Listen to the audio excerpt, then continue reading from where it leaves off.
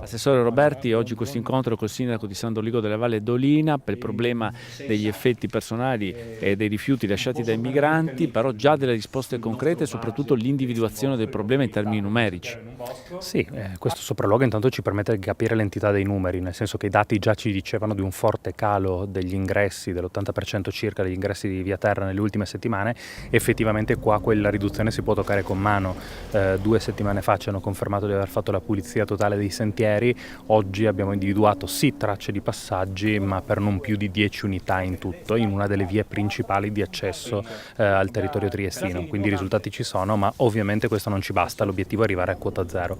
Noi non possiamo permettere che ci siano degli perfetti estranei che attraversano in modo illegale i nostri confini, quindi una delle iniziative prossime che farò sarà intanto segnalare queste particolari vie di accesso che ci sono state fornite proprio dal sindaco di San Doligo della Valle alla Guardia Forestale, in modo da chiedere un particolare occhio di riguardo da queste parti per poterci poi confrontare con le forze dell'ordine, con la Polizia di Stato e poter intervenire al momento debito.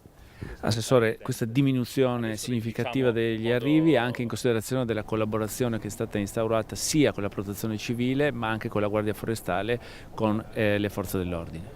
Sì, c'è la forestale che svolge normalmente i propri compiti, in più ha questo contatto diretto con la questura di Trieste, quindi la possibilità di segnalare immediatamente movimenti sospetti nelle parti boschive che generalmente non possono essere presidiate dalla Polizia di Stato. Quindi la Polizia di Stato sta sugli accessi in numero maggiore, perché abbiamo ottenuto degli incrementi di organico dal Ministero dell'Interno, ma la Polizia di Stato sta sulle vie d'accesso principali, sulle strade principali. Al momento del bisogno c'è la segnalazione da parte della Guardia Forestale o anche dei volontari della Protezione Civile tramite la Guardia Forestale alla Polizia di Stato, e la Polizia di Stato interviene.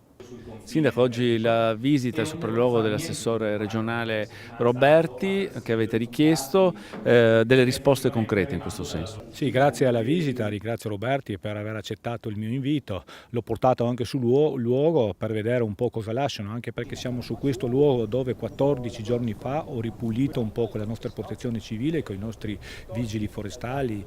Questa zona è stata anche poi documentata da vari quotidiani e così via. Oggi la cosa si ripete. Io chiedo un aiuto più che l'altro, non posso permettermi che la mia valle, che il mio territorio, che la mia riserva sia zozza di queste cose lasciate dal passaggio di gente che transita.